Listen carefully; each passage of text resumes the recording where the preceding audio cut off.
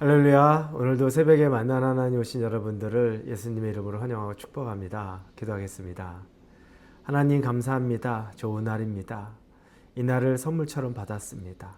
오늘 하루를 보내는데 하나님과 친밀하게 또 하나님과 행복하게 살아가고 싶습니다. 세상이 흔들리고 죄악에 무너지는 삶이 아니라 하나님과 동행하고 죄를 이기는 삶이 되기를 원합니다. 우리를 도와주시고 함께하여 주옵소서. 예수님의 이름으로 기도합니다. 아멘. 하나님이 우리에게 주시는 말씀은 열왕기하 18장입니다. 1절부터 8절까지의 말씀을 같이 나누겠습니다. 열왕기하 18장 1절에서 8절입니다. 이스라엘의 왕 엘라의 아들 호세아 제3년에 유다 왕 아하스의 아들 히스기야가 왕이 되니 그가 왕이 될 때의 나이가 25세라. 예루살렘에서 29년간 다스리니라. 그의 어머니의 이름은 아비스요 스가리아의 딸이더라. 히스기야가 그의 조상 다윗의 모든 행위와 같이 여호와께서 보시기에 정직하게 행하여 그가 여러 산당들을 제거하며 주상을 깨뜨리며 아세라 목상을 찍으며 모세가 만들었던 놋뱀을 이스라엘 자손이 이때까지 향하여 분향함으로 그것을 부수고 느후스단이라 일컬었더라.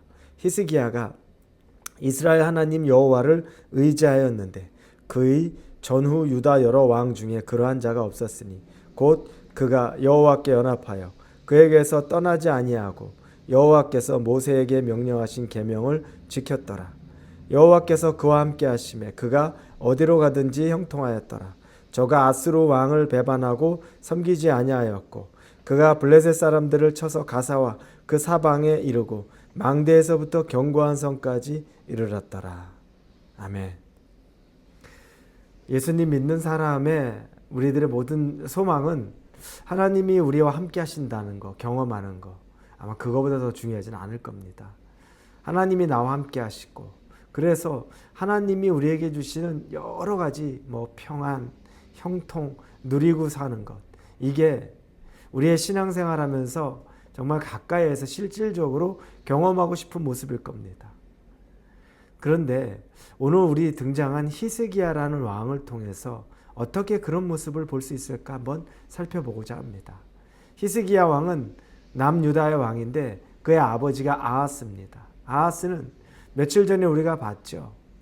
아수르에게 기대었다가 그 아수르가 아수르의 왕국인 다메섹에 찾아가서 그곳에서 그곳 신들의 제단을 보고 영감을 받아서 설계도를 만들고 그걸 제사장에게 보내서 하나님의 제단에 그 모든 법대로 지어진 율법대로 지어진 그 제단을 자기 멋대로 바꾸고 새로 만들어서 하나님의 제단을 더럽혔던 그 악한 왕이 바로 아하스입니다. 그 아하스의 아들이 히스기야입니다. 아버지는 악했는데 이 히스기야는 하나님 앞에 신실했다고 나옵니다. 3절에 보니까 히스기야가 그의 조상 다윗의 모든 행위와 같이 여호와께서 보시기에 정직하게 행하여 이렇게 나옵니다. 여호와 보시기에 정직하게 행하였다. 내용을 4절부터 쭉 보니까 산당을 제거하고 아세라 목상을 찍고 그리고 모세가 만들었던 놋뱀을 이스라엘 자손이 이때까지 향하여 분향함으로 그것을 부수고 느우스단이라고 일컬었더라. 산당도 완전히 제하고 아세라 목상은 무너뜨리고 그리고 모세가 만들었던 놋뱀 그 놋뱀도 이제는 우상처럼 여기고 있던 것들을 그걸 또 다 제해버립니다. 오직 하나님만 경외하는 것을 목표로 두고 하나님 외에 다른 것들은 다 제거했다는 겁니다. 그래서 하나님이 그를 평가하기에 그러한 자가 5절에 보니까 히스기야가 이스라엘 하나님 여호와를 의지하였는데 그의 전후 유다 여러 왕 중에 그러한 자가 없었으니 그의 전과 후에 그와 같은 자가 없을 정도로 하나님을 신실하게 믿었던 자라고 평가합니다. 이건 쉬운 일은 아닙니다. 왜냐하면 산당을 없앤다는 거, 우리 예전에 이렇게 남유다나 북이스라엘 왕을 보면은 여러 가지 우상들은 제거했는데 산당은 제거하지 아니하였더라 이런 말들이 나옵니다. 왜 산당을 제거하지 않았을까? 의아할 수 있죠. 산당은 일반 백성들이 자기 집 근처에 가까운 곳에 세워진 많은 우상을 섬기고 또 그곳에서 빌던 곳입니다. 백성들이 의지하던, 자기 삶에서 가장 가까운 곳에 의지하던 곳이라는 겁니다. 그러니 그것을 제거한다는 건 민심이 들쑥날쑥할 수 있다는 거죠. 민심이 요동칠 수 있다는 겁니다. 지금도 그렇지만 과거에도 그렇고 여러분들 가장 두려운 게 뭡니까? 민심입니다. 정치인들이 얼마나 민심에 민감합니까? 민심이 만약에 왕에게 여러 민심이 좋지 않게 흘러간다면 왕은 위기라고 느낍니다. 그래서 눈치 보는 일들을 하게 되는데 대표적인 게 산당입니다. 그래서 그것은 없애지를 못하는 겁니다. 차마 그것까지는. 그런 상황에 히스기야는 눈치를 안 봅니다.